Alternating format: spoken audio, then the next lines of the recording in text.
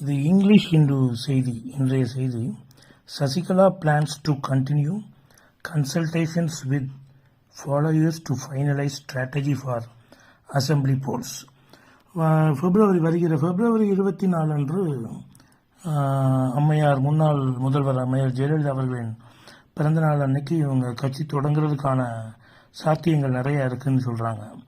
அதிமுகவில் அவங்க கிடையாது, குற்றவாளியாக ஜெயில் தண்டனை வேற அனுபவிச்சுட்டு வந்துட்டாங்க. அதிமுகவில் இல்லாட்டாலும் இன்னும் ஜெயா டிவியெல்லாம் ஓப்பன் பண்ணி பார்த்தோம்னா கழக பொதுச் செயலாளர் சின்னம்மா அப்படின்னு தான் சொல்லிக்கிட்டு இருப்பாங்க. இவங்க தேர்தல் காலத்தில் அரசியல் கட்சிகள் தொடங்கி நாட்டுக்கு நல்லது செய்ய காத்திருக்காங்கன்ற செய்தியும் வழக்கம் போல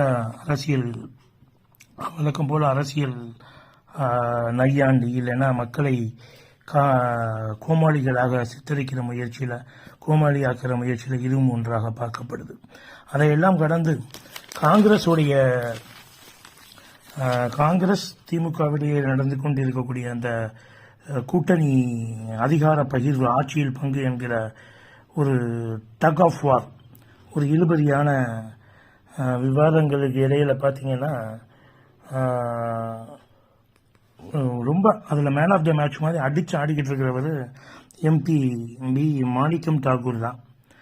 ஸ்ட்ரெயிட்டாக சொல்வார் அவர், we bore the blame for your mistakes, Congress MP tells DMK. நீங்கள் பண்ண அநியாயம், நீங்கள் பண்ணிக்கிட்டு இருக்க தவறுகள், ஊழல்கள் எல்லாத்துக்கும் அந்த குற்றத்தை, உங்களுடைய அந்த குற்றத்துக்கான பழியை நாங்கள் சுமந்துக்கிட்டு இருக்கோம்ப்பா. அதனால் சும்மா நீங்கள் எல்லா தப்பும் செஞ்சுட்டு போக நாங்கள் பழியை சுமக்கிறதுக்கு பதிலாக ஆட்சியில் பங்கெடுத்து கொண்டு நல்லாட்சி செய்வதற்கு உறுதுணையாக இருந்து கொண்டு நல்ல பேர் வாங்கலாம்ன்ற எண்ணத்தில் இருக்கோம்.